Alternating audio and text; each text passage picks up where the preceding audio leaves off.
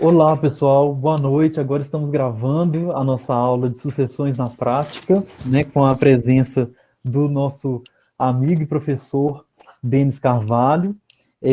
Como nós temos aqui diversos alunos que não tiveram oportunidade de conhecê-lo antes, porque ontem ele esteve com a gente numa aula de sucessões, eu vou fazer uma breve apresentação, né, do professor e em seguida, né, ele já vai ter a oportunidade de começar a fazer a palestra para a gente. É, né, a respeito, né, do professor, ele é mestre em Direito pelo Centro Universitário Salesiano de São Paulo, advogado, pós-graduado em Direito Militar, bacharel em Direito pelo Centro Universitário Salesiano de São Paulo, membro do grupo de pesquisa Direitos Sociais, Direitos Fundamentais e Políticas Públicas, da Unisal, Universidade Estadual de Lorena, São Paulo, membro do grupo de pesquisa Minorias, Vulnerabilidade e Tutelas dos Direitos Individuais e Coletivos, também do Unisal, Universidade Estadual de Lorena, São Paulo, e membro editorial, parecerista ad hoc da revista Antinomias. Atuou como supervisor do grupo de estudos de direito penal militar do Unisal, Universidade Estadual de Lorena. Bom, além disso, o professor Denis Carvalho tem uma obra disponível que é O Papel das Forças Armadas Brasileiras no Estado Democrático de Direito, e tem um perfil no Instagram e um canal no YouTube em que ele divulga diversas dicas jurídicas e também tem um trabalho muito interessante a respeito do direito militar, que é um ramo, né, do direito que está em destaque atualmente. E hoje ele vai trabalhar com a gente sobre a prática das sucessões. Fico muito feliz por ter aceito o convite, muito obrigado. Quero agradecer de antemão. E também gostaria muito de agradecer os alunos, tanto os meus alunos atuais, quanto os meus ex-alunos e amigos que estão aqui presentes nesse momento. Fico muito feliz com a participação de todos. E agora eu passo a palavra, né, para o professor Denis, que pode ficar à vontade. E, mais uma vez, muito obrigado. Eu agradeço a oportunidade de estar aqui com vocês mais uma vez. Agradeço ao Aloysio, é um grande amigo que tive o prazer de conhecer através das redes sociais. Né? Isso é muito bom, essa proximidade que as redes sociais trazem para a gente. É, tem muitas coisas ruins que as redes sociais fazem, né? Mas tem muitas coisas boas. A amizade, assim, é uma delas. Se não fosse a rede social, não estaria aqui hoje com vocês. Então, eu fico muito feliz com o convite do professor Aloysio, de estar aqui mais uma vez.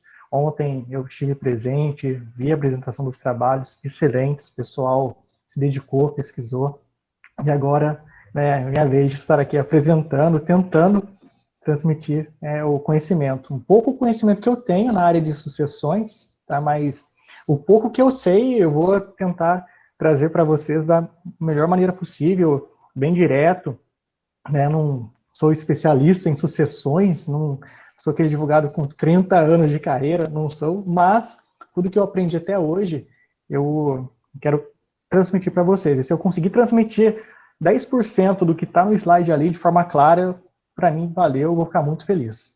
Espero contribuir também com vocês. Eu coloquei o meu e-mail aqui nesse slide, né, de introdução. Qualquer sugestão, qualquer dúvida, vocês podem mandar para mim mensagens lá, tá? Também o meu Instagram, DNCVH, como a Luísa mencionou, eu publico bastante dicas assim rápidas, né? Que para tentar ajudar tantas pessoas que não são da área jurídica, quanto também profissionais da área jurídica. Deixa eu passar aqui, se o slide passar, vocês passou para vocês o meu nome ali.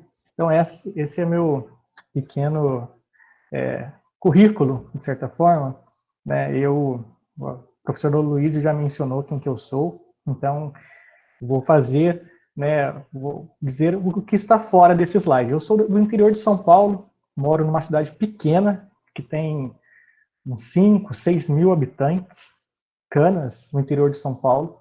Eu advogo aqui em Canas e também em Taubaté, que também é uma cidade do interior de São Paulo.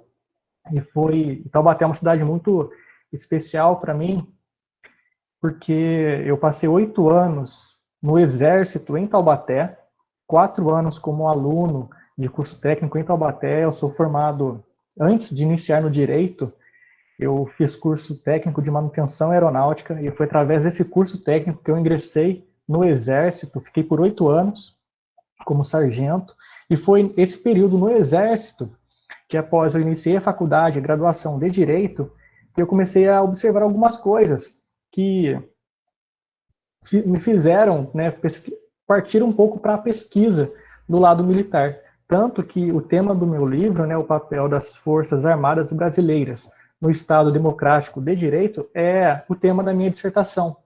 Então, foi esse tema que eu resolvi, né, criar em livro para tentar difundir um pouco mais, né, dessa pesquisa. Eu moro, então, no interior de São Paulo, fui estudante da graduação de Direito na Unisal em Lorena, e também foi na Unisal em Lorena que eu fiz o meu mestrado e concluí há pouco tempo atrás. Foi em fevereiro que eu defendi a minha dissertação. Eu preparei um roteiro, parece que tem muita coisa, né, nesse roteiro. Quem olha, nossa, não acredito que numa quarta-feira, 9h15 da noite, o Denis quer passar tudo isso de conteúdo pra gente. O Denis tá maluco. Vai ser de uma forma rápida. A intenção não é entrar em cada ponto ali específico, querer ensinar para vocês, porque muitos de vocês já sabem, muito do que eu vou falar aqui, vocês já sabem, né?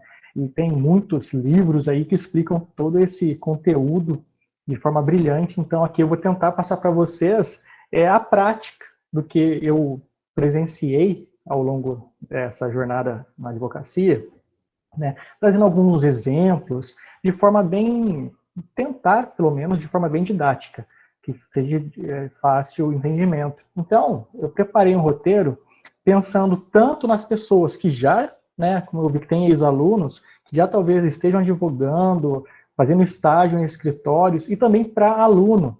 Porque quando eu estava na graduação, me recordo, eu só fui ter contato com uma petição inicial quando eu estava no terceiro ano, que seria o quinto, sexto semestre da faculdade. E tinha colegas que desde o primeiro ano já fazia estágio, já sabia fazer uma petição inicial. Eu estava no oitavo semestre e não sabia fazer uma petição. Então, porque eu não fiz estágio durante a graduação, por conta do meu trabalho no Exército, nenhum estágio obrigatório da faculdade eu não pude fazer. Porque eu não sei como é que funciona na faculdade de vocês, aí em Minas, mas aqui em Lorena, quando o núcleo de práticas jurídicas, né, tem um estágio obrigatório, que você fica, se eu não me engano, 1 hora durante a semana fazendo esse estágio. E eu não pude fazer porque o militar é impedido de exercer advocacia, então aqui seguia isso. Não, você não pode, nem como ouvinte, né? Eu lembro que tinha um colega meu também que era diretor numa escola de Lorena, ele também não pôde fazer estágio, a gente foi lá e perguntou, poxa, como ouvinte a gente pode, para ver como é que a gente atende o cliente, como é que funciona? Não, não pode. Então, isso a gente sente bastante. Então, né, eu procurei tentar trazer para vocês, né, para aquelas pessoas que já têm conhecimento, vai ficar uma coisa repetitiva, chata, mas pensem assim, tem pessoas que não têm esse contato. Então, a minha intenção é tentar que seja proveitoso isso para todos, tanto aquela pessoa que não faz estágio, quanto para quem faz estágio também. Tá certo, meus amigos? Então, eu preparei um roteiro bem simples, com atendimento ao cliente, falar sobre o inventário judicial e o extrajudicial, os documentos, né, como que é o início do inventário, o inventariante, trouxe o modelo de termo de compromisso do inventariante, o modelo de guia de TCMD, né, como a gente faz pesquisa de testamento, né, particularidades do testamento, né, as primeiras declarações, tentar focar em algo interessante nessas primeiras declarações e também a impugnação das primeiras declarações ou contestação às primeiras declarações, petição de herança, algumas questões sobre alvarás, o ITCMD e, por último, eu coloquei questões, mas é uma questão só, tá? Eu trouxe uma questão para vocês, e é uma questão que caiu na prova da OAB sobre sucessões, e pelo menos quando eu estudava para a prova da OAB, família e sucessões, parece que é uma matéria que a gente passa batido, é fácil, mas se você ler com pressa, você erra a questão. Então, talvez alguns já tenham feito essa questão, tá? Como simulados da OAB, mas quem não fez, vai ficar como dica aí para focar, estudar a família e sucessões com mais calma, porque se ler com pressa, erra, tá certo, meus amigos? E também eu peço para vocês que durante qualquer momento da apresentação, pode levantar a mão, ou pode acionar o microfone e falar, tá certo? Que às vezes levanta a mão, eu não vejo, então não fique acanhado, meus amigos. Pode ativar o microfone e falar a hora que vocês quiserem, tá certo? Eu não estou aqui para começar a falar e terminei, acabou, tchau, não. É para a gente tentar transmitir alguma coisa, tá certo? Então, eu não sou o dono da verdade, se eu falar alguma coisa errada, pode pegar e falar, pô, Denis, não é assim, então pelo menos aqui em Minas aconteceu tal coisa. Trazer exemplos do que vocês viram, porque isso vai contribuir para todos, para mim também, tá? Não é porque eu estou apresentando alguma coisa que eu sou o dono da verdade, não sou nenhuma Maria Berenice Dias, né? Não sou nenhum Conrado Paulino que domina a área, não, tá certo?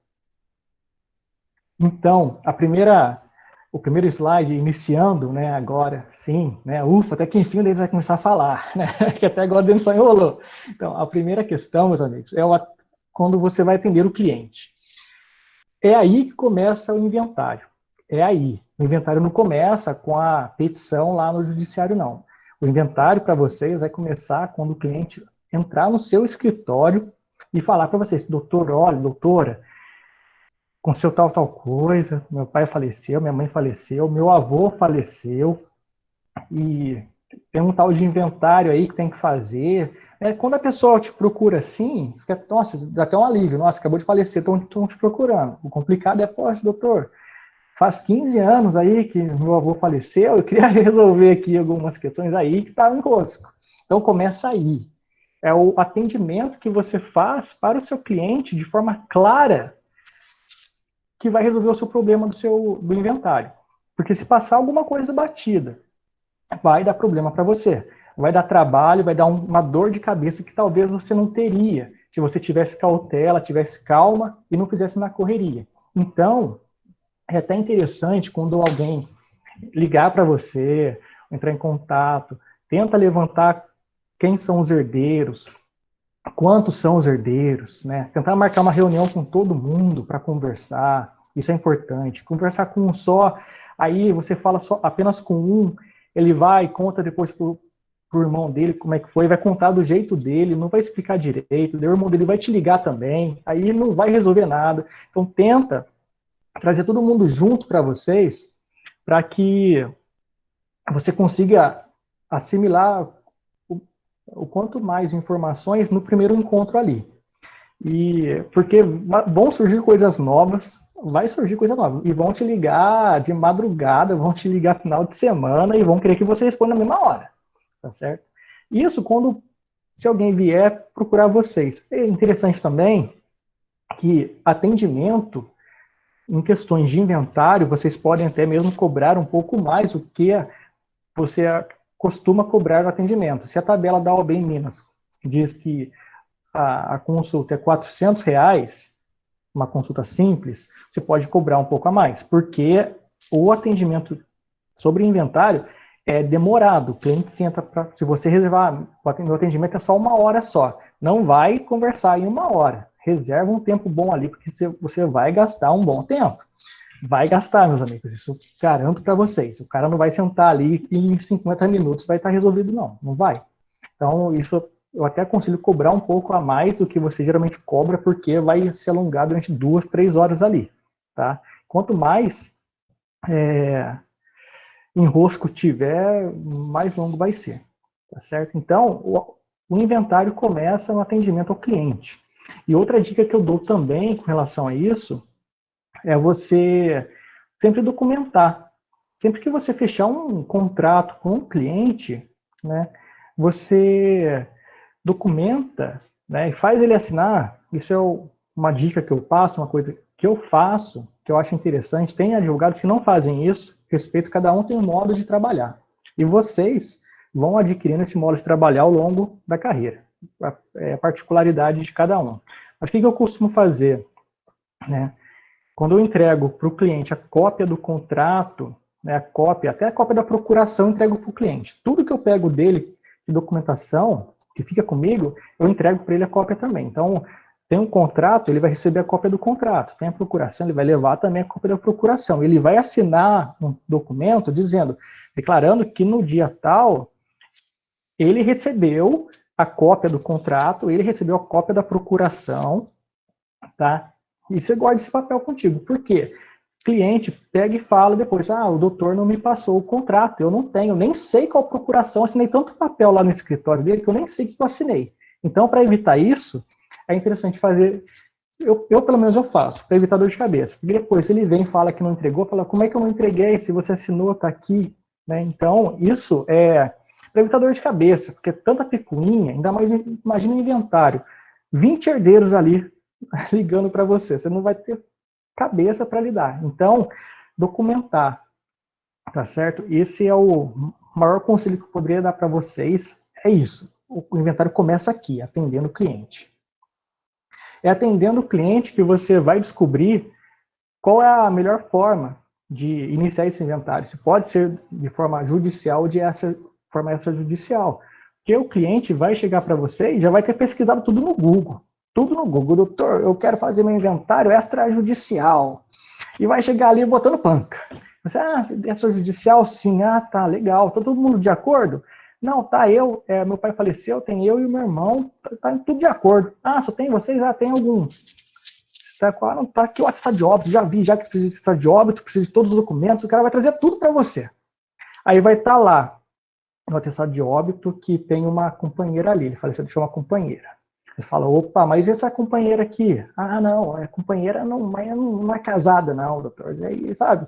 Aí você já vê que os próprios filhos já estão, né, não estão de comum acordo com a companheira do falecido, então você já vê que não é extrajudicial. Ele chega falando para você que é extrajudicial, você vai planejando tudo. E depois você vê na documentação que tem uma companheira ali, declarada no óbito, não tem como. Eles não reconhecem ela como companheira. Então, todo o trabalho que você fez de levantar, achar que ia ser tranquilo, até o valor que você passou para eles, para extrajudicial eu vou cobrar, sei lá, passa um valor, R$5.000 para eles, por exemplo. Aí depois você descobre que tem uma herdeira, como é que você vai falar para eles depois? Não, mas agora não é de forma judicial, é litigioso, não dá, não é 5.000. Pô, doutor, mas você não falou que era 5.000, agora não quer? Aí você que vai sair queimado. Por quê? Você confiou no cliente, o cliente chega no escritório achando que é o dono da razão, você acha que está tudo mastigado para você, é só pegar e fazer, não é. Vai dar um enrosco, o inventário que você achava que demorar 5 meses, ali, essa judicial vai demorar 5 anos brincando, tá certo? Então, né, esse cuidado, né, saber as particularidades do extrajudicial com o judicial, quando que você pode ingressar com um, quando que é com o outro, né. Quando tem testamento, e tem incapazes ou filhos menores, você precisa partir de forma judicial. Mas existe uma flexibilização se você tem um testamento. Está todo mundo de acordo? Você pode ingressar com a abertura do testamento, que a gente vai ver daqui a pouco, entra com a abertura do testamento e na petição você menciona ao juiz, olha, a gente vai estar entrando e, após o registro, a gente vai partir para a esfera extrajudicial. Não, tem estados que permitem isso, mesmo com o testamento, tendo feito o registro, parte para a forma extrajudicial, que é até mais rápido, tá certo? Mas, a princípio, né, tendo testamento de menores capazes, você não poderia ingressar de forma extrajudicial sem antes, pelo menos, ter a abertura desse testamento registro, tá certo? Os documentos, eu coloquei aqui alguns documentos que são de praxe, né, certidão de casamento, o óbito, RG, CPF, os documentos pessoais, né, certidão de casamento, saber o regime de bens, o óbito ali, né, principalmente a pessoa que vai declarar o óbito, né, teve falecimento, a pessoa vai ter o cartório declarar o óbito, e aí, nesse momento que às vezes acontecem algumas coisas. O de cujos falece, né, a companheira vai até o cartório e registra o óbito. E ela declara ela como convivente ali, com união estável. Então, geralmente o rosco fica nisso, né?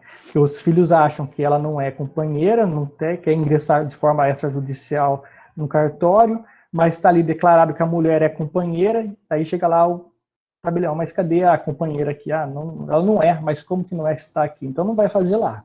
Tá certo, meus amigos? Então, ficar atento com isso, tá? Alguns documentos que eu coloquei aqui. Também documentos dos bens, imóvel, carro, motos, terrenos. Tanto se tiver registrado, também a posse, tá? Não precisa ser somente bens registrados, uma casa, a matrícula da casa registrada, mas tem algum documento que comprove a posse, também inventaria esse documento que comprove a posse, tá certo? Mas é interessante ter toda a documentação dos bens, certo?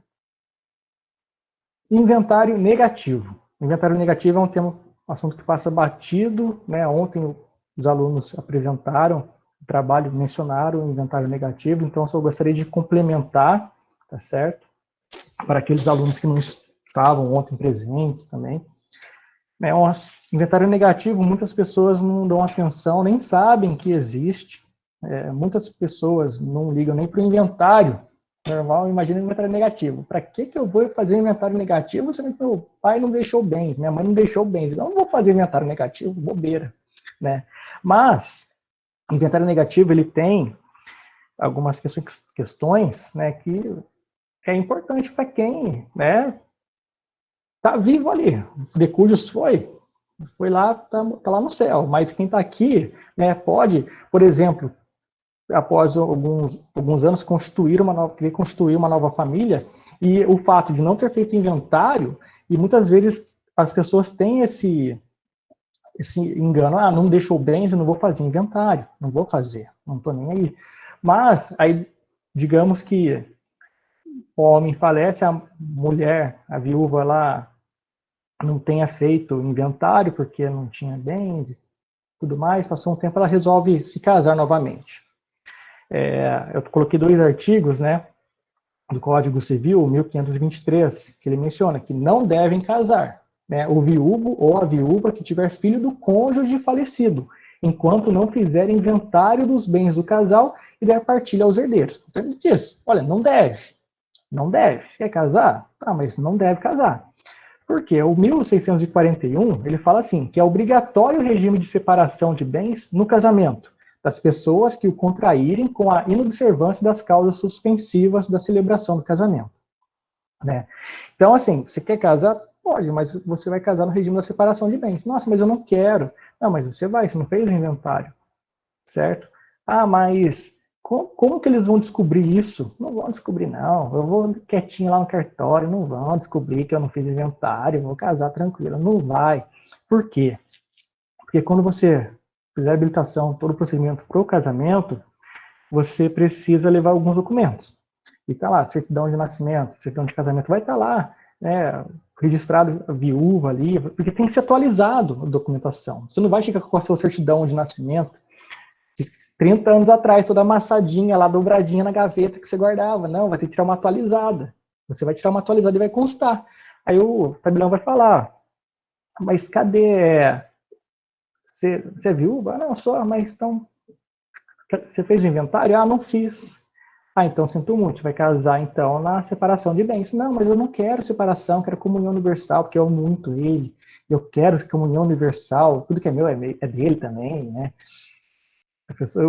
Tem um professor que fala que quando a pessoa está apaixonada, ela é incapaz, né? Considerada tipo um bêbado, perde um pouco a sobriedade. Então, eu quero dividir tudo. Não, não pode, vai ser separação de bens. Então, inventário negativo é importante para isso. Mesmo que não deixou bens, se você fizer o inventário, mesmo, né, inventário negativo, e após uns anos você resolve casar, você pode escolher seu regime de bens. Ah, não fez? Então vai ser obrigatório o regime da separação de bens, tá certo?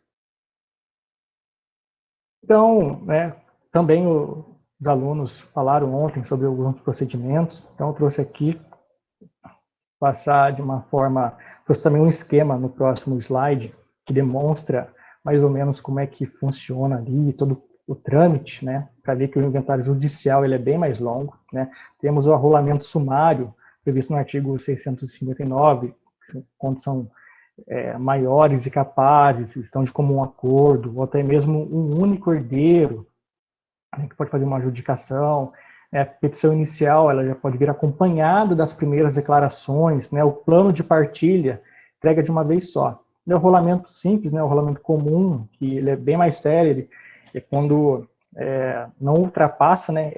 O valor dos bens é igual ou inferior a 1.000 salários mínimos, artigo 664 do CPC, também de forma extrajudicial.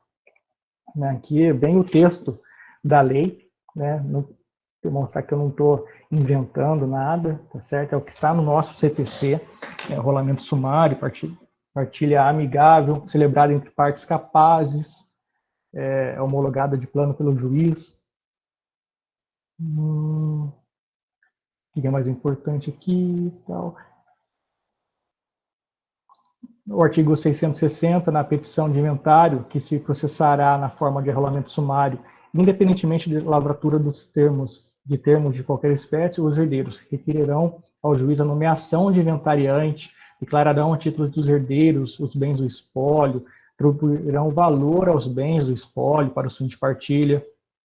Uma outra questão, no artigo 663, né, a existência de credores do espólio não impedirá a homologação, ou seja, mesmo que haja herdeiros, pode ser processado por arrolamento sumário, né, rolamento simples também, quando o valor dos bens do espólio for igual ou inferior a 1.000 salários mínimos, certo?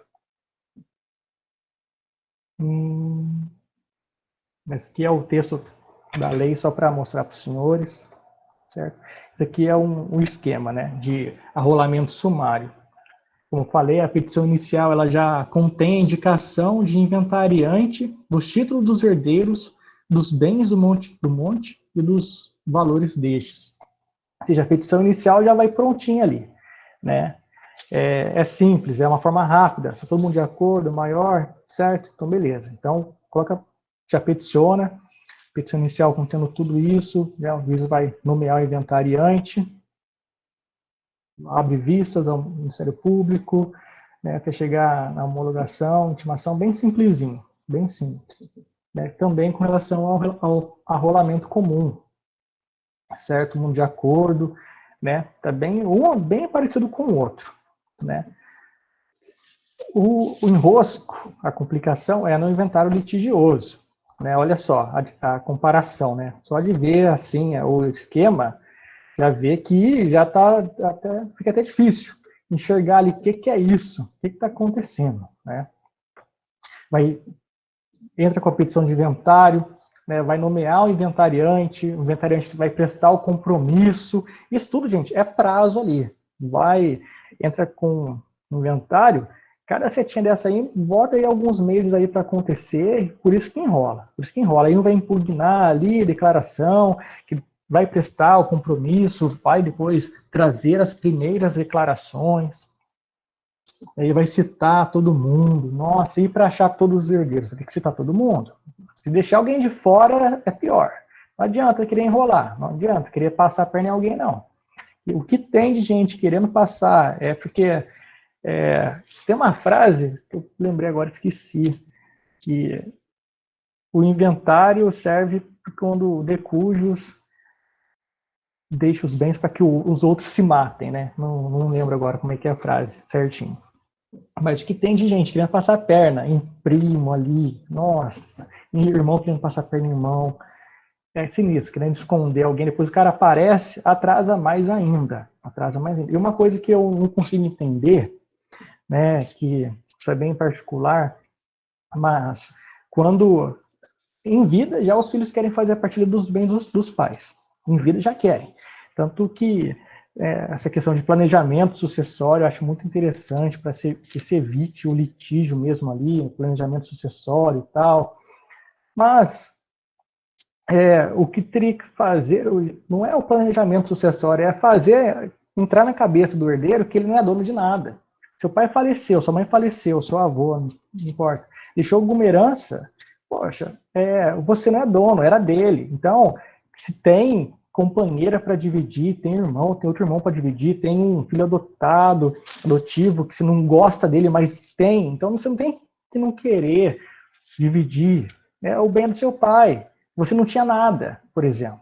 não é seu. Então, os herdeiros, eles, quando ocorre sucessão, acho que o bem é só dele. Não, é meu pai, fulano não tem direito. Não, não é assim não. Tá? Então, se as pessoas entendessem, né, que não é dele, que o que ele está ganhando já é lucro, seria muito mais fácil. Muito mais fácil.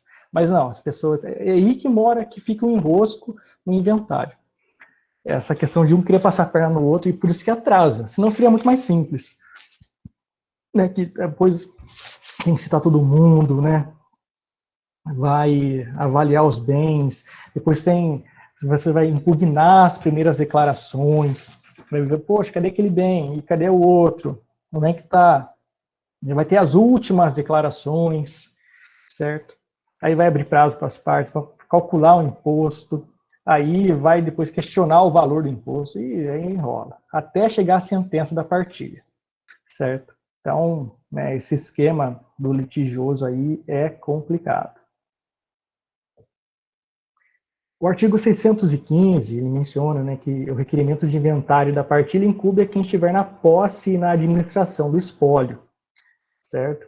O requerimento será instruído com a certidão de óbito do autor da herança. Tem, contudo, legitimidade para concorrer, né? O artigo 616 traz seus incisos, elencando quem são, né, não tem legitimidade, como o cônjuge, o companheiro, supérstite, o herdeiro, legatário, testamenteiro, todos esses. O juiz nomeará inventariante na seguinte ordem. Então, pode ser respeitada, né, é respeitado essa ordem, mas nada impede também que seja algum herdeiro, né, já que está na posse, tem mais facilidade, não precisa ser o cônjuge, tem que ser o cônjuge.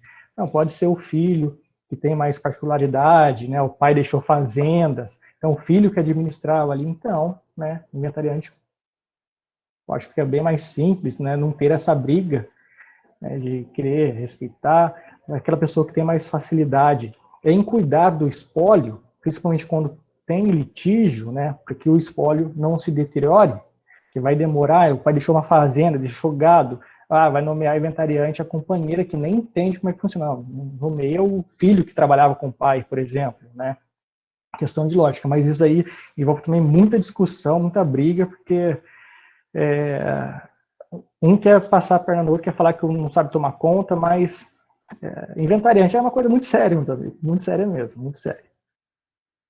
Né, incumbe ao inventariante representar o espólio ativo e passivamente, administrar o espólio, prestar as primeiras e as últimas declarações pessoalmente, ou para o procurador com poderes especiais, exibir em cartório, né, então eu não vou fazer a leitura aqui para não ficar chato, né, de todos esses incisos, mas a figura do inventariante é algo muito sério, até mesmo para alegar sonegação, né?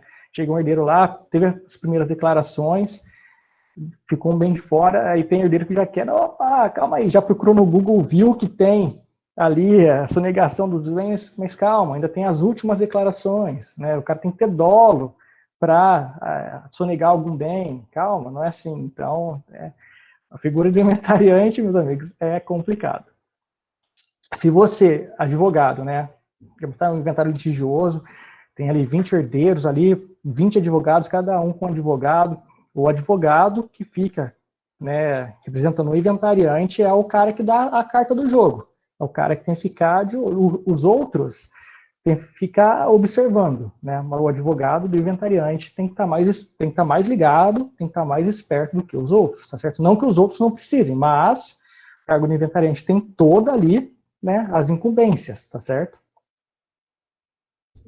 Esse é um termo de compromisso de inventariante que eu coloquei para vocês, que talvez alguns não tenham esse contato, né, com um documento desse para saber como é que é. Poxa, o que é termo de compromisso de inventariante? O Denis falou, não sei. Então eu coloquei uma faixa, né, escura sobre o nome, os documentos, né.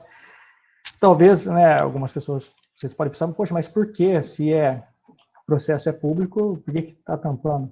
Assim, se vocês pesquisarem ali, colocar o nome, vocês vão achar esse processo lá, lógico.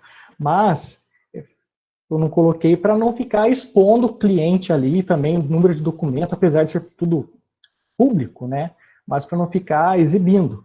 Até porque vai que alguém aí está assistindo, vai ver gravação e é parente da pessoa, nossa, né? Fica um clima complicado, certo? É por isso que eu tampei, então, as cotas que eu coloquei tá com risco mesmo, para não ficar exibindo a pessoa, tá certo? Mas esse é um termo de compromisso de inventariante. Nesse caso, processo digital, né? O advogado entra com a petição, fiz na abertura do inventário, o juiz vai, né, no meu inventariante vai pedir que ele assine, né, ali embaixo, vocês conseguirem ver, tá ali, a assinatura do compromissário. O advogado imprime essa folha, o inventariante vai assinar e o advogado vai escanear e colocar aos autos do processo, tá certo? Essa é uma declaração, né, da Secretaria da Fazenda do Estado de São Paulo, onde você declara o ITCMD. Isso você, advogado, vai fazer, ou um contador, né, vai fazer alguma hora. Você talvez você nunca faça, porque alguém no seu escritório vai fazer isso, ou porque você tem um contador que trabalha com isso, né? Mas é aí que você elenca todo mundo. O inventariante, né, é o primeiro ali a ser cadastrado, nome, toda a qualificação dele, certo? Procurador é o advogado, você é advogado, todo o seu registro ali. Aqui, né, esse exemplo é da Secretaria de Fazenda do Estado de São Paulo. É em Minas, né? Talvez mude uma coisa ou outra ali e tal, mas é a mesma forma. O cartório, no caso, é que também você faz, né, durante o preenchimento, ali em cima tem tido cartório, mas se for serve tanto para judicial quanto para extra. Se for extrajudicial, você vai fazer o cadastro do cartório, qual cartório que será. Se for judicial, vai ser a vara ali, tá certo? Esse, no caso, é exemplo de um extrajudicial. O decúlios também, toda a qualificação dele. Os herdeiros, certo? Aí, se tiver 20 herdeiros, você cadastra os 20, se tiver um só, é um só, tá certo? Colocando toda a qualificação dele, a participação dele, né, a participação total de bens, o valor tributável, tudo vai estar declarado ali. Você já vai ter feito tudo isso, um rascunho antes, né, antes de passar para essa declaração. Só voltando aqui, né, em Minas, isso também não impede de vocês fazerem uma declaração dessa aqui no estado de São Paulo. Se o bem estiver aqui no estado de São Paulo, vocês vão fazer. E Minas, São Paulo é um do lado do outro. Né? Então, vocês vão ter grande chance de pegar uma parecida como essa.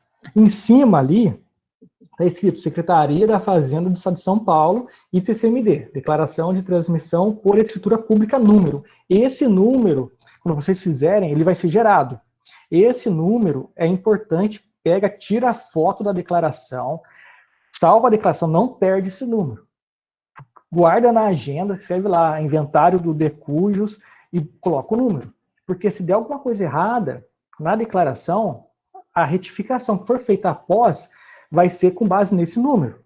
Nesse número. Você vai colocar esse número lá para fazer alguma retificação, alguma mudança. Se você esquecer, você vai ter que mandar e-mail para lá, vai ter que ligar para lá, vai ter que dar o seu jeito e vai atrasar. Vai atrasar. Então, é importante isso. Às vezes você não faz, pede para algum colega que é contador fazer, ou um advogado do escritório que faz, passa essa dica para ele, olha, pega o número, não esquece, porque senão você vai ter que mandar e-mail para lá depois, vai ter que ficar ligando para retificar, para conseguir o número de volta. Vai ser muito mais trabalhoso conseguir o número de volta, vai ter o prazo ali, você, se Deus quiser, vai ter muitos outros clientes que vai ficar em cima de você para outras coisas e você vai estar perdendo tempo numa coisa que não precisaria. Então, essa dica, né, guarda aí, se você estiver anotando, faz um asterisco, que é valiosa, não perde esse número aí, tá certo? Então, voltando ali, os herdeiros, colocar um por um, no final vai estar colocando o total de bens tributáveis e o valor total tributável, certo? A data e a assinatura. A data, né, a assinatura é do inventariante, tá certo? Não é o advogado, é um inventariante, ele que está declarando os bens ali, certo? É ele que sabe quais são os bens, certo? Então, é o inventariante, tá, meus amigos? Não é o advogado que assina. Após isso, vai ser gerada essa guia, mais ou menos parecida como essa, né? Aí em Minas pode modificar alguma coisa, mas vai sair a guia com data de vencimento. Geralmente a data de vencimento é uns 2 meses após, tem um prazo bem tranquilo. Também, dependendo, dá para parcelar, tem que ver isso também. Com relação a em Minas, ver certinho a lei que abrange para ver causas de isenção. O bem de tanto valor fica isento do ITCMD, é bom ficar atento com isso, porque se passar batido, no final do inventário ele vai abrir vistas ali para o município, a Secretaria da Fazenda vai cobrar ali e fala, opa, mas eu tenho isenção, aí não cobra. Mas se você ficar quieto, não perceber, vai cobrar, vai pagar e já era.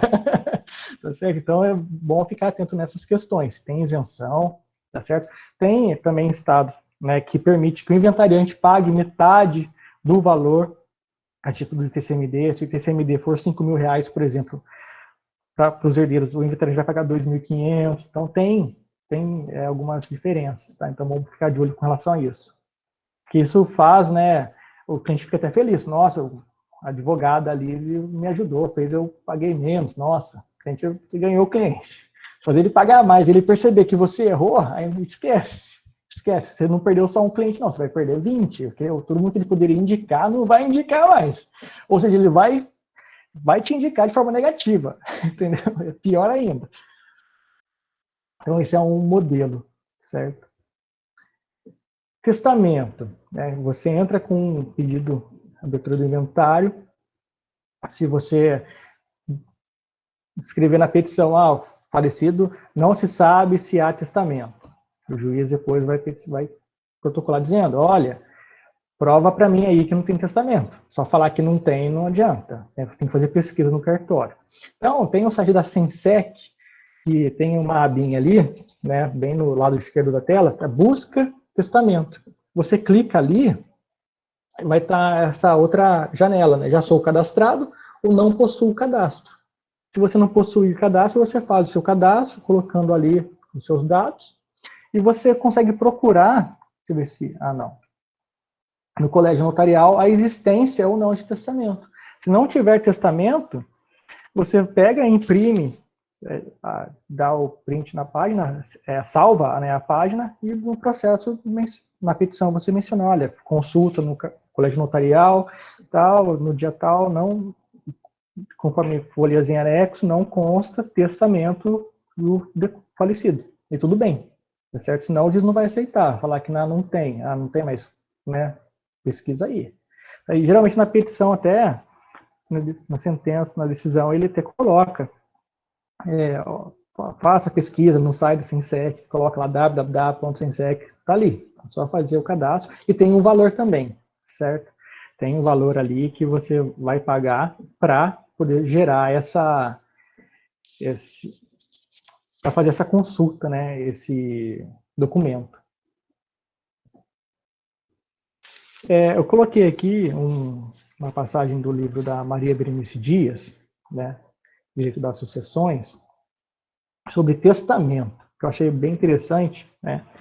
Colocar um pouco de doutrina aqui também, né? Para não ficar só, nossa, o Denis está falando, né? Colocar aqui alguém que entenda, né? Maria Berenice Dias, para não ficar só o Denis falando. Eu achei interessante essa questão dela. Porque é impossível você falar de inventário sem falar de testamento, sem falar de TCMD, né? Então, todas essas coisas estão interligadas. Então, o que eu achei interessante é assim, né? Como há enorme interesse em respeitar as disposições de última vontade, acaba havendo exacerbada e desnecessária intervenção judicial para garantir o seu exato cumprimento. Exemplo desse exagero é o procedimento de apresentação, abertura e registro do testamento, por ser ato levado a efeito por um juiz, quer verificar sua integralidade, quer registrá-lo e até a nomeação do testamenteiro. São providências que perfeitamente podem ser levadas a efeito pelo tabelião. Afinal, é a ele que compete a elaboração do testamento público, o reconhecimento de firma do testamento particular e o arcaico ato de costurar e selar o testamento cerrado. Ou seja, ela faz uma crítica, né, com relação realmente o procedimento, né, a ação de apresentação, abertura e registro do testamento, né? Por que ser feito de forma judicial? Porque o tabelião não poderia fazer isso, certo? Houve alguém discorda, algum filho, algum herdeiro discorda, então aí discute de forma judicial, mas né, por que o tabelião não tem essa autonomia de poder analisar ali um instrumento e fazer esse procedimento, né, de registro do testamento? Ia facilitar muito mais, porque um procedimento de testamento demora. Pode ser simples, né, a abertura, o registro ali, ou pode ser demorado, Isso vai atrasar o inventário, vai atrasar. O interessante do testamento, né, trouxe algumas particularidades sobre ele para falar para vocês, né, que são algumas questões que podem conter no testamento, que são questões de ordem patrimonial e também questões extra-patrimoniais. De forma extra-patrimonial, né, o testamento não precisa ser apenas o valor ali. Eu quero deixar tanto para o meu amigo Aloísio, né, eu quero deixar para o meu filho. Não precisa ser só com relação ao valor pecuniário. O testamento você pode fazer até uma declaração ali, confessar alguma coisa para alguém em testamento. Não precisa ser apenas patrimonial, né? Como, por exemplo, reconhecimento de filho. Só que se você reconhece um filho, isso é irrevogável. Então você não pode depois querer revogar o testamento e, não, agora eu não quero mais. Não, negativo. Já era, certo? Também nomeação de tutor e afastamento de administração por parte dos pais. Como, por exemplo, se eu tenho ações na Bolsa de Valores, né? E eu não tenho filhos, eu não tenho mais pais, eu não sou casado, eu quero deixar para o meu sobrinho. Eu quero deixar para o meu sobrinho. Essas ações eu vou deixar para ele. Mas o meu irmão, com minha cunhada, eles não sabem manusear a Bolsa de Valores. Se eu deixar isso aqui para eles, para o meu sobrinho que é pequeno, meu irmão, manusear ali, ele vai acabar perdendo todo o patrimônio. Então, eu tenho o meu vizinho, que ele sabe, né, ele que me ensinou a manusear a bolsa. Então, eu posso nomear um tutor para tomar conta dessas ações. Porque eu sei que se eu deixar para o meu sobrinho, meu irmão, como poder parental, ele vai ter, né, esse poder de tomar conta desse patrimônio, desse bem, mas ele vai acabar arruinando. Então, não vai adiantar de nada. Então, eu posso nomear um tutor para que ele possa garantir, de certa forma, esse patrimônio. Isso é perfeitamente possível em testamento. E também, no caso de separação, o cara separa, né, as crianças estão com a mãe arrumou outro companheiro, né, outra companheira, e eu não tive outro casamento, eu não tenho outra companheira, então, e agora? Nossa, eu vou deixar tudo para o meu filho, mas eu não quero. Aquela pessoa que eu sou separado, que eu odeio, vai também poder, vai sair no poder dela. Não quero, quero deixar que o meu vizinho, mesmo tendo a mãe ali, eu não quero. Eu quero que ele seja o tutor, que ele possa administrar esse meu patrimônio. Eu posso perfeitamente deixar isso em testamento, certo? Questões patrimoniais com relação à doação. Artigo 544, a doação de ascendente a descendente, ou de outro cônjuge ao outro, importa adiantamento do que lhe cabe por herança. Isso 544, mais o 2006, do Código Civil, ele fala que a dispensa da colação pode ser outorgada pelo doador em testamento ou no próprio título da liberalidade, né? Conforme os alunos também apresentaram ontem sobre essa questão, né? Se caso eu tenha feito a doação, no instrumento ali de doação eu não tenha colocado que eu dispenso da colação, eu posso, em testamento, escrever que eu dispenso a colação daquele bem que foi doado, né, que não partiu da parte, que partiu da parte disponível, então dispenso o herdeiro de trazer a colação. Isso também pode constar no testamento.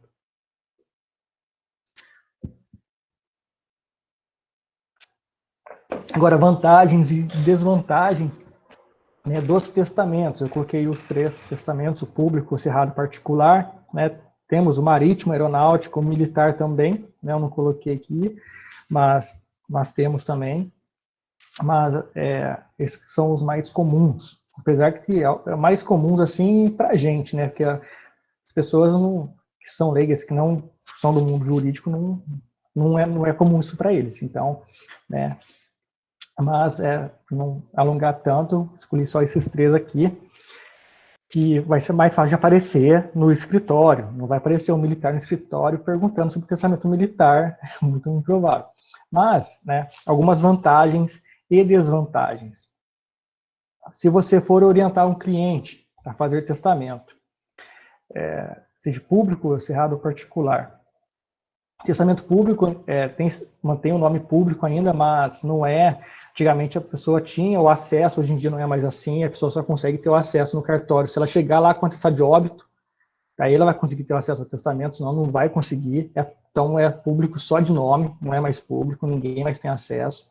A não ser testemunhas que forem no dia, né, que presenciaram, foi lido para elas. Isso é diferente do cerrado. O cerrado, a testemunha não sabe o que está escrito.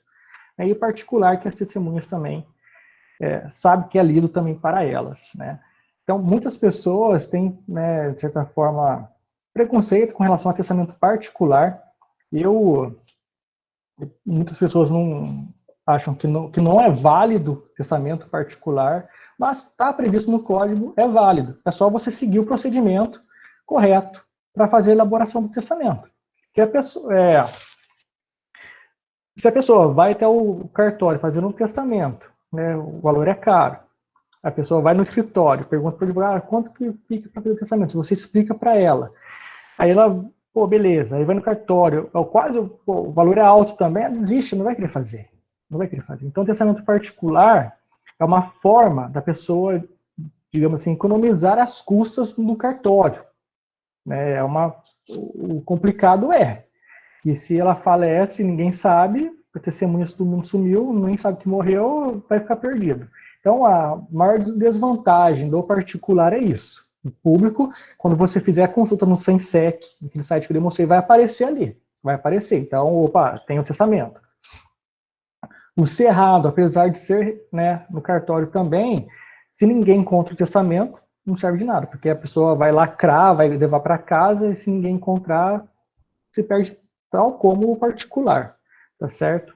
Então, mas tanto o público, apesar de ser mais seguro de certa forma, é importante o advogado, quando for acompanhar o cliente, né, pegar ali, debater, verificar cada ponto realmente ali, faz um rascunho na folha com os quadradinhos para ir checando, requisito tal, testemunhas estão aqui, beleza, risca ali, tudo está escrito, está batendo com a lei certinho, tudo certo, beleza. Senão não adianta de nada.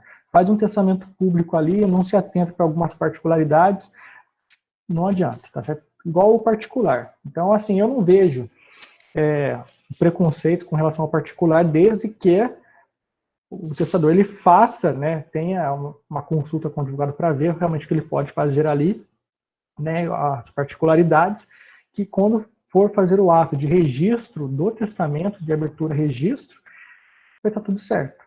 O herdeiro pode bater a perna ali, que tá tudo, respeitou o código, tá certo. Tá bem? Então, tem muitas pessoas que não fazem testamento porque tem medo, né, o advogado não auxilia ali porque tem medo, não tem segurança em fazer, porque é uma coisa muito séria. É uma coisa muito séria. Depois que você vê que o falecido ali, você prejudicou algum herdeiro porque faltou alguma coisa no testamento, então, né, é bom abrir o olho, mas tem as vantagens e as desvantagens, mas é uma forma muito boa para você fazer um planejamento para algum herdeiro que você queira beneficiar mais do que os outros.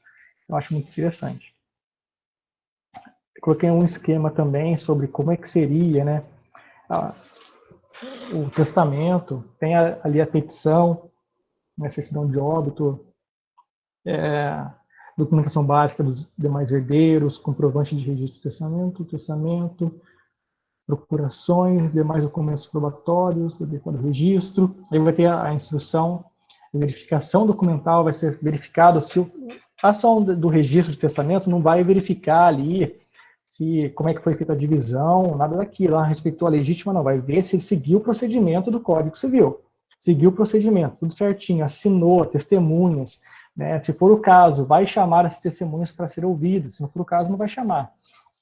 Mas se for o caso, vai chamar, vai fazer vai ter audiência ali, se for o caso, vai perguntar para cada uma das testemunhas, principalmente se for particular, né? Você ouviu? Ele leu para você o testamento? Leu. Você assinou no mesmo dia, no mesmo ato? Como é que foi? Vai ser assim, no final, a vista, né, sentença, nomeação do testamenteiro, que é a pessoa que vai cumprir o testamento, e aí segue o inventário. O que é interessante fazer, até para não perder prazo, é que se você sabe que tem testamento, então o herdeiro te procura, já entra com a ação de inventário e entra com a ação de registro de testamento. Não espera, vamos primeiro, porque o herdeiro está questionando o testamento, eu não quero, deixou tudo para fulano, não, que é isso e aquilo, não tem, não foi ele que fez, principalmente for particular, não foi ele que fez, essa assinatura não é dele, então vai ter briga. Aí você demora 2 anos ali para resolver o testamento, para depois abrir o inventário, você vai tomar uma multa ali, tá certo? Então entra com o inventário e entra com o testamento. Aí depois que registrou o testamento, aí cola ele no inventário e prossegue com a partilha. Esse é um modelo de testamento particular, né, que coloquei para vocês. Então, está bem sucinto, né? Saibam quanto este documento de testamento virem no dia 15 do mês de setembro de 2006, na cidade e tal, RG, CPF, afilha testadora, e descreve ali a referida atestadora, que se acha em pleno gozo de suas faculdades mentais, inteiramente livre de coação, induzimento ou sugestão. Isso é interessante porque esse aqui é um particular, quando é público, é muito difícil um herdeiro questionar. É muito difícil, porque o tabelião ali ele tem fé pública. Então, poxa, para falar que alguém foi coagido na frente do tabelião, você está tirando toda a força que um tabelião teria. Não, foi coagido, não existe isso que ela fez. Não, mas na frente do tabelião, então é complicado. Agora, pensamento particular, se o herdeiro não tiver de acordo com o que está escrito ali, vai ligar isso, que a pessoa não estava no pleno gozo das faculdades mentais. Então, caso alguém chegue a fazer um testamento particular, isso é um conselho meu, tá? Cada um faz ou não, mas assim, que seria interessante. Tem as testemunhas que estão ali, né? Todo mundo junto na mesma sala, a pessoa faz de forma mecânica ou faz de próprio punho ali, tanto faz, tá? Mas tente filma, grava ali, filma, depois salva no CD, salva no pendrive. Se alguém vier questionar depois, falar que foi coagido, mas, poxa, a filmagem ali vai demonstrar que não teve coação, entendeu? É mais difícil. É uma forma de você se precaver, porque, assim, o interesse do advogado é tentar fazer com que o cliente tenha a vontade dele respeitada, certo? Então, tudo que você puder fazer para ajudar o cliente a comprovar, o cliente não, né, porque o cliente vai ter falecido, mas para ajudar a vontade do testador, você faça. Eu acho que é uma questão interessante, você filmar todo o ato, não importa se demorar 2, 3 horas do vídeo ali, filma para garantir que não houve coação, porque é nisso que eles vão bater em cima, que houve coação, que a pessoa não estava sendo coagida. Então, se provar isso, né, fica melhor. E é bem simples mesmo o testamento, a testemunha vai assinar, colocar o nome, é interessante colocar o endereço das testemunhas também, colocar o endereço delas, porque se for citar cada uma, já tem o endereço, sabe onde acha, porque depois aí você vira um expert em testamento, todo mundo te procura, aí depois, nossa, fulano faleceu, e cadê o Denis Carvalho aqui que é testemunha? Nossa, não sei, mora lá em Canas, mas na onde? Agora ferrou. Não vai achar. Então, deixa bem qualificado ali, com o endereço, tenta manter contato, porque, principalmente se fica contigo o testamento. Agora, se a pessoa deixa com outra pessoa ali, que seja o testamenteiro, aí, né, interessante o testamenteiro ter o contato, saber, para facilitar. Senão vai demorar. Tem que mandar carta ali. Se a testemunha já chega todo mundo junto, já sabe, fica mais fácil. Não, vai ter que encontrar. Vai ter que encontrar cada uma ali, que testamento particular são no mínimo 3 testemunhas, vai ter que encontrar cada uma. Até encontrar, vai demorar. Certo? Então, para ser mais ágil, é interessante saber pelo menos onde achar cada uma delas. Primeiras declarações. A gente está avançando um pouco, Luiz, eu já vou prometo ser breve aqui. 10, quase 10 de 9, 10 de 10, mas Se alguém tiver alguma questão, pode falar, tá, meus amigos? Fique à vontade. E tranquilo, Denis. Primeiras declarações. Esse aqui é o ponto, a consulta com o cliente. As primeiras declarações, a impugnação, as primeiras declarações, que eu vou trazer mais daqui a pouco, são os pontos chaves do inventário, do procedimento do inventário. Por quê? Se você não for o advogado do inventariante, se você for o advogado do inventariante que vai apresentar ali as primeiras declarações, tente deixar de forma clara tudo que tem de bens. Tudo, tudo. Faça gráficos, coloque a setinha dizendo quem que são os herdeiros. Deixa de forma clara. Senta, tira um tempo livre para você sentar e fazer isso. Tenta deixar de forma clara. Por quê? Porque é o juiz que vai analisar isso. O juiz tem que estar cheio de processo. Algumas semanas atrás, eu participei de um curso, foi aqui da região, da advocacia aqui da região, que um dos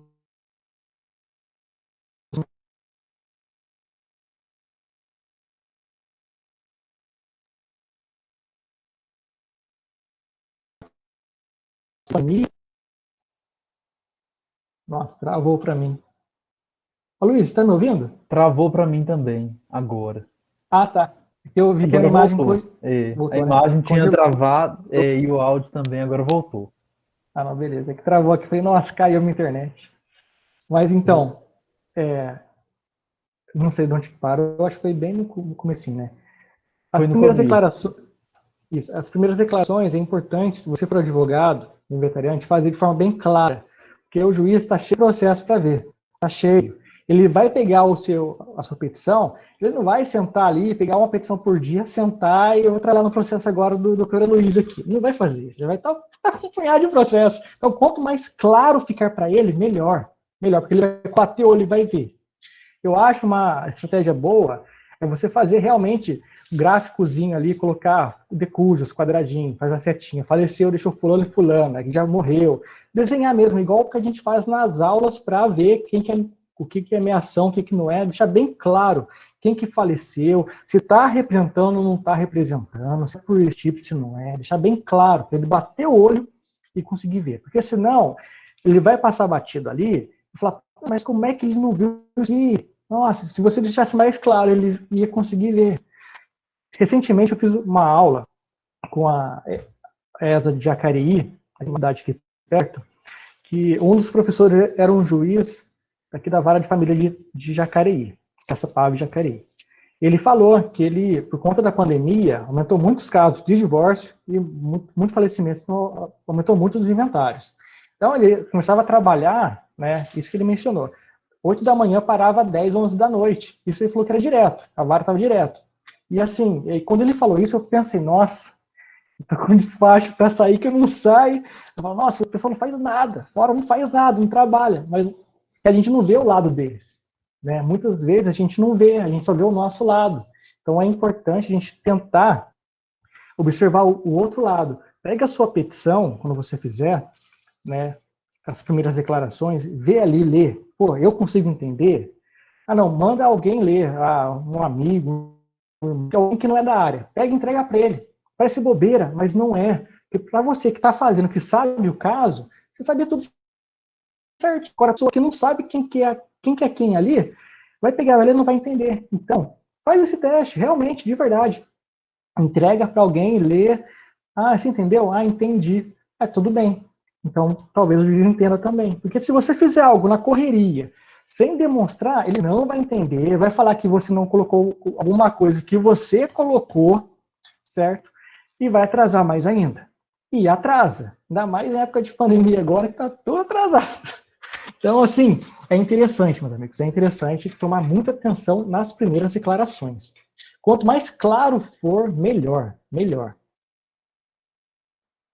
A indignação às primeiras declarações. É aí, se você não for o advogado do inventariante, né, que você vai analisar tudo que ele declarou, vai chamar o cliente, olha, é isso mesmo? Tá certinho? Ah, não, tá. Ah, não, beleza. Ah, tá faltando alguma coisa. Opa, então vamos ali com calma, peticionar, falar, juiz, olha, não é bem assim. Ele falou que é isso, mas não é.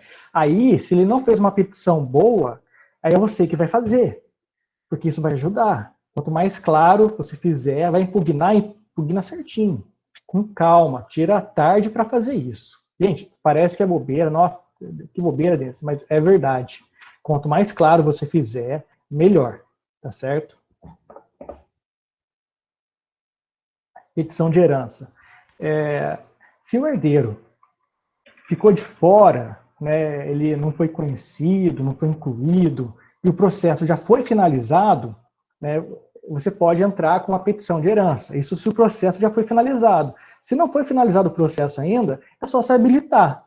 Não vai fazer uma petição de herança com o processo aberto, porque é só se habilitar. Mas já foi finalizado, opa, deixaram de fora, esqueceram de mim. Opa, vamos habilitar, vamos fazer a petição de herança. E comula com a nulidade da partilha anteriormente feita. Tá? Que os bens vão ter que ser devolvidos. Esse prazo, né, são 10 anos. 10 anos para você entrar com petição de herança. Se teve um reconhecimento de paternidade, por exemplo, vai ser 10 anos do reconhecimento da paternidade. Tá certo? Não será 10 anos do fim do inventário, vai ser 10 anos do reconhecimento. Reconheceu que é filho, deixou de fora, opa, devolve os bens aí. Tá bem? Por isso que não é interessante o herdeiro tentar passar a perna. Se você sabe que tem um filho ali, pô, aceita, né? Porque para mim isso é muito claro. O bem não é seu, é do seu pai, da sua mãe que faleceu, deixou para você. Se você criar intriga com algum filho, algum irmão que você não considera, ele depois comprovar que esse irmão, tem que devolver. Ele ficou de fora. E se devolver depois de tanto tempo que você já gastou, já vendeu o bem, como é que vai fazer? É complicado. Alvará. Alvará é uma outra ferramenta muito interessante que o advogado vai utilizar no inventário, seja para manutenção do espólio. Digamos que o falecido deixou fazenda e tem gado, tem vaca, tem bezerro, tem que cuidar. Então, ele deixou um carro também, nossa, você vai ter que falar, excelência, preciso de um alvará aqui para vender esse carro, porque eu tenho que comprar ração para a vaca, para os boi, porque ainda mais prejudicial, demora. Né? Como é que vai fazer? Vai tirar dinheiro da onde? Se o herdeiro, quem tinha grana era falecido, os herdeiros não têm dinheiro. Então, né, alvará até mesmo para pagar o ITCMD, é importante vender algum bem, tá certo? Eu coloquei um modelinho, né, bem simples ali. Interessa aos herdeiros alienar esse bem, visando obtenção de recursos para custeio do processo e atendimento às outras necessidades de caráter urgente, né? Dentro dos imóveis descritos nas primeiras declarações, consta um prédio na rua tal, a cidade tal, e esse imóvel se acha desocupado, em precárias condições de conservação. Então isso é importante, ainda mais o inventariante, que ele tem o dever de tomar conta do espólio, não pode deixar abandonado não, tá? Então, o alvará é uma ferramenta muito boa para entrar com pedido para, assim, tem um carro, tem um vizinho que quer comprar o carro do meu pai, que eu vou vender. Não, é assim não. Entra com o alvará e pede permissão para vender, porque não é seu, não é seu. Tem 10 carros, vou vender um porque são 10 filhos, então vou vender o que é meu, então, para conservar. Não, não é seu ainda. É de todo mundo. Enquanto não tem a partilha, é de todo mundo. Cada um tem um pedacinho em cada coisa ali. É um todo, né? Não dá para individualizar, não. Só depois a partilha que está individualizado, tá certo? ITCMD, aqui em São Paulo é a Lei 10.705 de 2000, que em Minas eu não cheguei a ver para vocês, né? Mas é uma questão interessante que você faz, né, a cobrança do ITCMD com relação aos bens que são transmitidos. Então, deixou 1 milhão em patrimônio. Né? Comunhão parcial, vou tirar a minha ação ali da viúva, certo? Então, tira as dívidas também, tá? E o que sobrar, que vai ser dividido aos herdeiros, é ali que você vai fazer a soma do ITCMD. Não é do valor total, porque é só do que é transmitido. Certo? Se passar batido, o fisco vai pegar ali e não vai reclamar, não, tá certo? Então, se atente com relação a isso.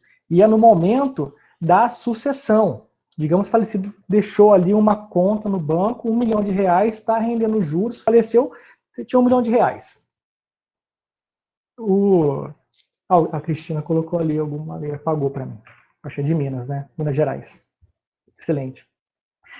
Com relação aos frutos, Aqui em São Paulo é assim, Minas, eu peço desculpas para vocês, tá? Porque eu também não cheguei a ver isso, eu tenho só o esquema de São Paulo. E com relação aos frutos, se o falecido deixou R$ 1 milhão no banco, depois de 5 anos, o pessoal descobriu que ia fazer o inventário. Está rendendo juros esse 1 milhão, está rendendo juros. O valor cobrado do ITCMD é com relação a 1 milhão, não é com relação a rendeu 500 mil de juros, por exemplo, o valor que ele tinha. Esses 500 mil não entra no ITCMD. Isso já virou dos herdeiros, porque a transmissão acontece no momento da sucessão. Faleceu, teve a transmissão. Mesmo que não tenha aberto o inventário ainda, já teve a transmissão, só que ninguém fez essa transmissão. Então, os frutos não entram no valor do ITCMD. Nesse exemplo que eu dei, é só com relação a esse 1 milhão. É bom ficar atento com relação a isso, porque se passar batido, deixou, tá 1,5 milhão, vamos fazer aqui o cálculo, para que abrir a vista para o fisco ele ver se o valor está certo. Se tiver a mais, ele não vai falar que está mais. Se tiver menos, ele vai falar. Se tiver a mais, opa, tá a mais aqui. Não vai falar não. Tá, você pagou a mais ali à toa, à toa. O seu cliente que perdeu e o advogado também perdeu. Se você fez o contrato com relação à porcentagem, perdeu também, tá certo? Então, é bom ficar atento com relação a isso, ver certinho a lei, ficar atento, tá certo? Resumindo, então, finalizando, se eu pudesse passar uma dica para vocês, né? Eu espero que eu tenha conseguido transmitir alguma coisa para vocês, que tenha sido proveitoso, mas resumindo, se eu pudesse passar um ponto-chave, é atenção em 3 pontos. É o atendimento ao cliente, as primeiras declarações e é a questão da impugnação. São esses 3 pontos, esses são os 3 pontos fundamentais. Tá? E o atendimento ao cliente é o maior ponto. É ali, na hora que assina o contrato com você, que tem que estar tudo muito claro, tem que estar tudo muito claro. Principalmente com relação aos valores que você contratou com ele. Eu quero receber 6% do quinhão que você vai receber. Deixar bem claro que as custas processuais, né, não estão inclusas, que o ITCMD não está incluso ali, senão ele acha que está. E ele não sabe, é você que sabe. Você tem que deixar muito claro para ele. Senão ele vai falar que você passou a perna, isso é muito ruim. Mesmo que você não tenha passado a perna, isso é muito ruim. Vai falar que você passou a perna, que você não deixou claro isso para ele. Tá certo? Então, o atendimento ao cliente é o ponto-chave, que vai te esclarecer muita coisa do inventário. Eu trouxe um exercício, meus amigos, não sei se vai dar tempo, Luiz, de passar, será que dá? Esse exercício, assim, ele caiu na prova da OAB, tá? E, assim, eu vou ler para vocês, aí, se vocês já fizeram, né, não fizeram ainda, é uma boa hora aí, 10h20 da noite, para testar os conhecimentos. Olhem só, que é na prova da OAB, exame 29, hein, exame recente. Mariana e Maurílio são filhos biológicos de Aldo. Este, por sua vez, nunca escondeu ser mais próximo de seu filho Maurílio, com quem diariamente trabalhava. Quando do falecimento de Aldo, divorciado na época, seus filhos constataram a existência de testamento e destinou todos os bens do falecido exclusivamente para Maurílio. Sobre a situação narrada, assinale a afirmativa correta. Letra A. O testamento de Aldo deverá ser integralmente cumprido e, por tal razão, todos os bens do autor da herança são transmitidos a Maurílio.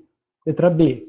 A disposição de última vontade é completamente nula, porque Mariana é a herdeira necessária, devendo os bens ser divididos igualmente entre os 2 irmãos. C. Deverá haver redução da disposição testamentária, respeitando-se assim a legítima de Mariana, herdeira necessária, que corresponde a um quinhão de 50% da totalidade da herança. E letra D. Deverá haver redução da disposição testamentária, respeitando a legítima de Mariana, herdeira necessária, que corresponde a um quinhão de 25% da totalidade da herança.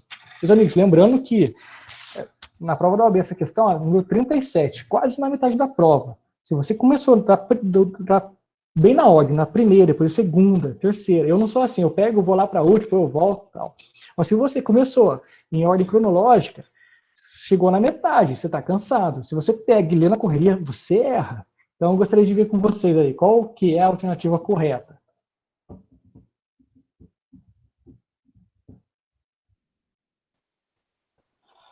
Eu estou curioso para saber a resposta que meus alunos vão dar sobre essa pergunta. Meus alunos e ex-alunos também, tá? Eu quero saber o que eles vão responder para essa pergunta.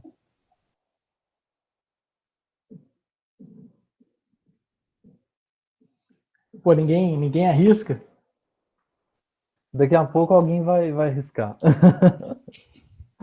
Estão pensando.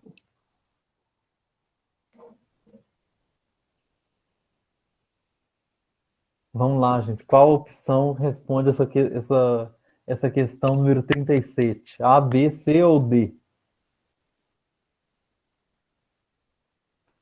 Eu não vou chutar, não. Quero ouvir vocês.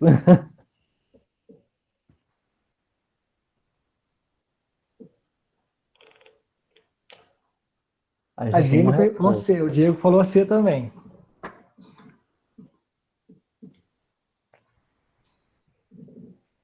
Alguém ainda mais, alguém ainda menos? Alguém tem outra opinião ou mantém a letra C? Questão boa para colocar na minha prova, hein? Gostei dessa questão. Vou de C também. E todo mundo indo de C. Todo mundo Mas indo por que C. que é C? Se alguém quiser ligar o microfone aí e explicar. Olha, É, gente, lembra que essa questão é 37 da OAB. Se lê com pressa, erra. E parece que é fácil, mas não é. E um ponto na prova da OAB faz diferença. é. Ó, para clarear, o que eu coloquei aqui no próximo slide? Olha, a gente tem a Aldo, Mariana e o Maurílio. Coloquei alguns artigos que são... A prova da OAB, principalmente em civil, é só artigo, gente. Se vocês lerem um Código Civil com calma, acerta Uhum. tudo de civil, não é mentira. Olha só, são herdeiros necessários, descendentes, ascendentes e o cônjuge. Pertences aos herdeiros necessários de pleno direito a metade dos bens. A Cristina falou que é D. O artigo, o herdeiro necessário a quem o pensador deixar a sua parte disponível ou algum legado não perderá o direito a legítimo. E o artigo, olha só, estava tudo no 1840 e pouco. Agora tem um lá 1900, bem lá longe lá. Mas olha só, há disposições que excederem a parte disponível reduzir-se-ão aos limites dela, de conformidade com o disposto nos parágrafos seguintes. Ou seja, deverá haver a redução da disposição testamentária, deixou tudo para o Maurílio. Então, vai reduzir. Do tudo que deixou para o Maurílio, não pode. Então, vamos reduzir. 50% fica com o Maurílio, que era o que poderia deixar disponível. E os outros 50%? Com a Mariana, a herdeira necessária, corresponde ao que? De 25% da totalidade da herança. A totalidade era só a outra metade. Então, ela tem direito a 25% dessa metade e o Maurílio também. Certo? Então, o Maurílio, no final, fica com 75% e a Mariana com 25%. Então, a resposta correta é letra D. Essa questão a OAB fez de sacanagem. De sacanagem. Se você ler com pressa, você cai na C e você perde um ponto. Nem lê D, vai direto. Certo, meus amigos? Então, né, quis colocar essa questão, porque caiu na OAB. Então, para vocês que estão preparados para a prova, se preparando para a prova, dá para ver que, ó, que é tudo texto da lei. Não é para decorar artigo, não é. Decorar artigo, não tem como decorar tudo o código para a prova da OAB. Mas é só artigo, meus amigos. Então é fazer exercício que dá certo. Dá certo. Então, finalizando, eu gostaria de deixar essa frase para vocês da Madre Teresa de Calcutá, que por vezes sentimos que aquilo que fazemos não é senão uma gota de água no mar, mas o mar seria menor se lhe faltasse uma gota. Isso vale tanto para o bem quanto para o mal. Mas a gente vai mirar no bem, certo? O mal deixa de lado, a gente mira no bem. Tudo que vocês fizerem, mesmo que pareça insignificante, não é. Tudo vale a pena. Às vezes a gente faz alguma coisa, a gente pensa, nossa, mas é isso aqui, que estou fazendo pouca coisa, seja no trabalho, seja com relação à família, seja com relação ao estudo. Mas essa pouca coisa, essa uma gota, faz diferença na sua vida, faz diferença na vida dos outros. Um sorriso que você dá para um familiar seu faz diferença no dia dele. Então, um gesto que você faz para alguém faz diferença na vida daquela pessoa. Então, não tenha dúvida que uma coisa que você faz para o bem na sua vida, seja estudar ou qualquer outra coisa, é uma gota a mais que você coloca ali no copo e vai encher o copo. E o oceano só é oceano porque tem várias gotinhas ali, tá certo, meus amigos? É uma frase para reflexão, eu gosto muito dessa frase aí, tá? Eu gostaria de compartilhar ela com vocês. Eu não estou aqui só para compartilhar conhecimento jurídico, compartilhar experiência de vida mesmo e também para aprender. E eu espero que eu tenha, pelo menos, colocado uma gota de conhecimento para vocês, que eu tenha sido útil nessa noite. Se eu conseguir colocar uma gota ali de conhecimento, eu fico muito feliz. Meu amigo Aloísio, obrigado pelo convite. Eu espero que tenha sido proveitoso. Eu fico muito feliz por estar aqui com vocês, de verdade. Eu peço desculpas se eu alonguei demais o tempo. Eu preparei com carinho esses slides para vocês. Espero que tenha valido a pena. Meu amigo, muito obrigado. Denis, eu que agradeço, fico muito satisfeito de você ter aceito o convite e ter proporcionado para a gente esse momento, né, de compartilhar a experiência. Eu acredito que todos nós vamos sair daqui tendo aprendido um pouco mais sobre a questão da sucessão, principalmente a questão prática, e para mim isso é muito relevante, porque, como eu já até falei com meus alunos, né, eu sou um professor que não advoga, né, eu não exerço advocacia por causa da minha função como servidor público, né, eu sou auditor fiscal de tributos, e eu tenho essa incompatibilidade. Então, assim, trazer profissionais, né, que têm essa dedicação, que vivem e exercem a profissão advocatícia, acrescenta muito. E eu me sinto muito feliz de ter tido essa oportunidade, né, de ter tido esse encontro com você para que a gente pudesse conversar sobre direito e depois a gente ter essa ideia de ter essa aula, de ter essa palestra, acrescentou muito para mim e eu acredito que também tem acrescentado para os meus alunos, né, e para os meus ex-alunos também. Estou muito feliz aqui vendo os comentários.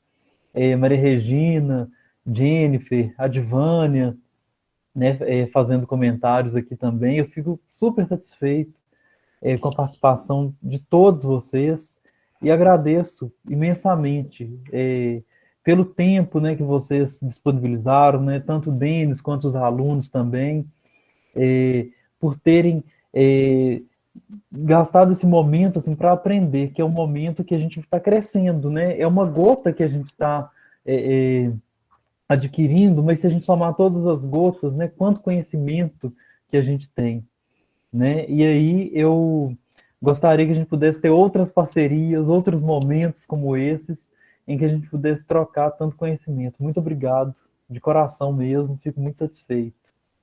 E quero dizer, né, a todos os meus alunos que e os meus ex-alunos também, que momentos assim, gente, são momentos especiais, né? São momentos em que a gente vê que nossa história, né, como profissional, é uma história que ela sempre pode ser mais enriquecida quando a gente está junto com outras pessoas, quando a gente pode aprender com as outras pessoas, né? Seja um colega que estudou com a gente, seja um amigo que a gente conheceu na rede social e viu que a gente tem o mesmo interesse pelo direito. Então, assim, a gente sempre compartilhando, a gente vai crescer mais. E eu, né, fico muito feliz, né, com esses conhecimentos que a gente adquire por meio dessas experiências. Fico muito feliz. Denis, mais uma vez, muito obrigado. Aprendi muito. Gostaria aqui agora de deixar um momento para os alunos e ex-alunos, se quiserem também fazerem perguntas ou fazer alguma consideração, eu eu deixo, né, para vocês aqui também um momento para vocês falarem também. Eu sei que a gente já extrapolou o horário, né? Mas se alguém quiser falar, pode ficar super à vontade.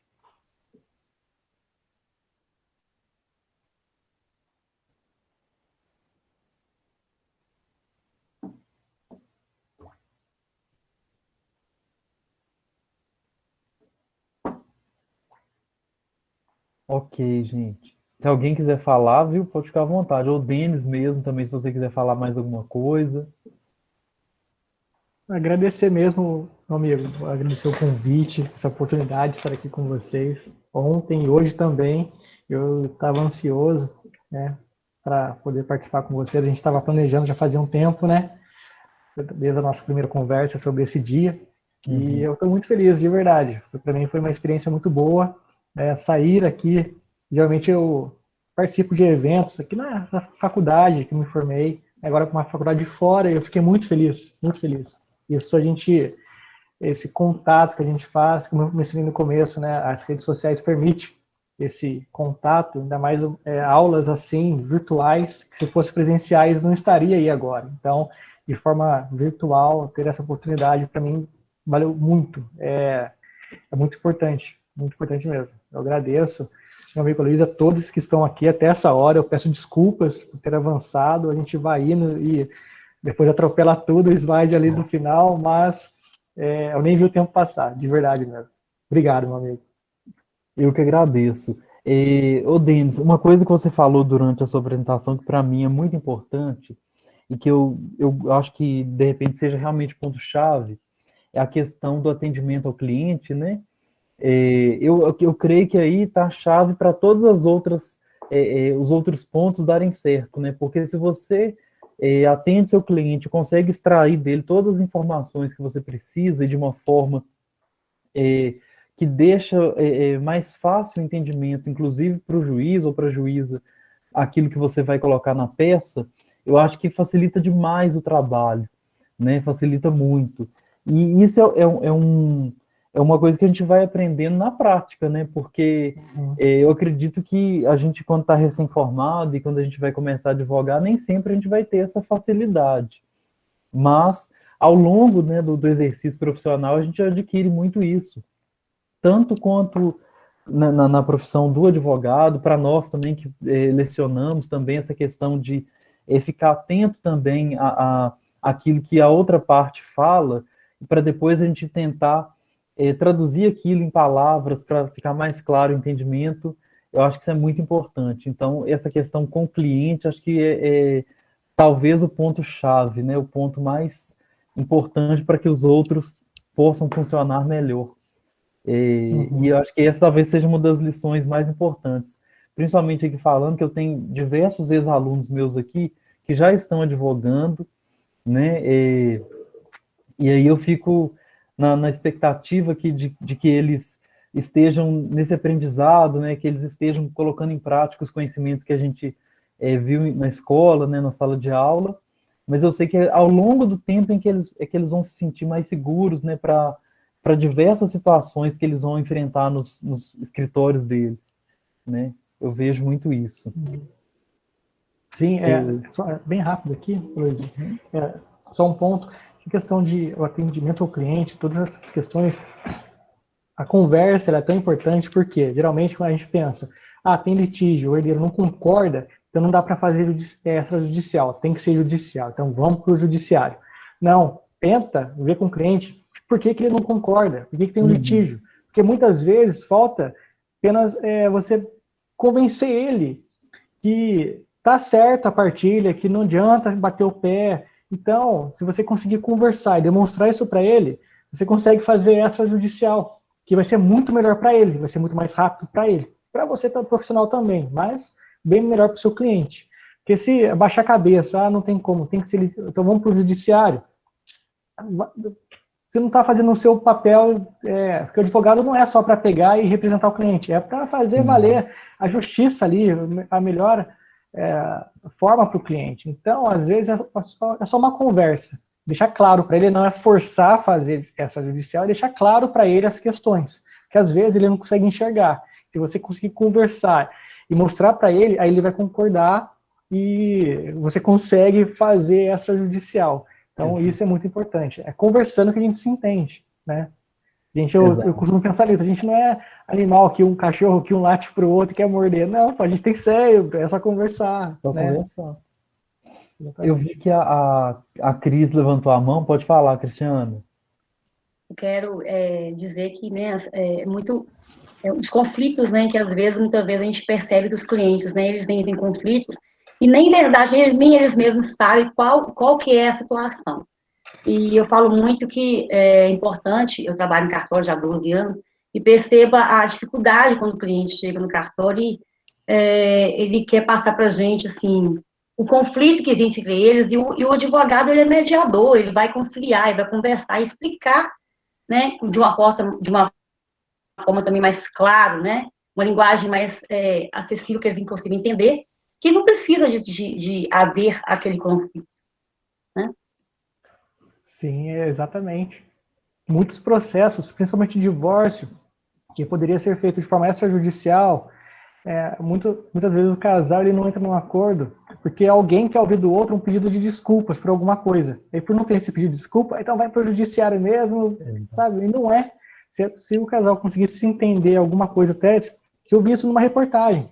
A mulher falando isso, não, ele não queria que ele pedisse desculpas, já que ele não pede, eu quero partir para o judiciário mesmo, sabe? Então, seria muito mais fácil, é conversando que se entende. Então, muitas coisas, o judiciário poderia ser muito mais célere se não fosse essas pequenas picuinhas que a gente acaba criando e a gente mesmo acaba atrasando a nossa vida no judiciário. É verdade, é verdade. A questão do diálogo, de repente, ela simplificaria muito as coisas e nós, como profissionais do direito, né, advogados, nós poderíamos incluir na solução dos conflitos um momento de conversa que às vezes poderia solucionar muito mais facilmente, né, aquela questão, né, Então, igual a Maria Regina colocou, né, a cultura do litígio predomina, a idolatria na pessoa do juiz. Realmente as pessoas querem, não, quero que o juiz decida agora. Né, ela tira o poder que ela tem de tentar resolver a sua vida e colocar na mão de outra pessoa, que ela nem conhece. O juiz que vai decidir. Pô, o juiz vai decidir sua vida. Né? Isso é triste. É triste. É triste e a pessoa também nem pensa no aspecto prático, né? Quanto tempo demora, às vezes, com uma sentença para decidir uma coisa que ela mesma poderia ter decidido, né? Juntamente com a outra parte. Às vezes, abrir mão aqui seria muito mais lucrativo, né? Produtivo do que ela esperar anos para uma decisão, que às vezes pode até provar que ela está certa, mas quanto tempo e quanto desgaste emocional, financeiro ela teve para chegar àquela resposta, né? Realmente. Sim. É uma cultura do litígio mesmo, que a gente está tentando, pelo menos o CPC já começa nessa linha de estimular as decisões por meio da conciliação, da mediação. Nós já temos hoje também um estímulo aí para mediação familiar, né, que é muito importante. Até a constelação, a constelação familiar que está sendo estudada atualmente, é uma outra possibilidade ainda. Então, assim, valorizar mais o diálogo, valorizar mais a própria autonomia dos sujeitos, né, que compõem aquele litígio, para solucionar, de repente, valeria muito mais a pena. Né? Gente, eu estou até triste de encerrar, apesar da gente já ter ultrapassado bem o tempo aqui, mas eu queria, mais uma vez, agradecer a todo mundo, meus alunos, meus ex-alunos, todos muito queridos, ao Denis também por ter aceito o convite. Espero que tenha outra oportunidade para a gente fazer uma troca de experiência como essa. Muito obrigado, né, e obrigado a todos, né, por terem participado. Agradeço de coração. Obrigado a todos, agradeço muito, de verdade. Então, gente, eu vou encerrar a gravação. Quem quiser depois, eu posso enviar o link, né, do vídeo, tá? Para vocês, quem quiser assistir depois, vai ficar disponível. Meus alunos do 8º período vão ter normalmente, mas os demais alunos também eu posso enviar. Então, excelente noite para todo mundo. Muito obrigado. Boa noite. Até mais. Boa noite. Até mais. Com Deus. Boa noite a todos.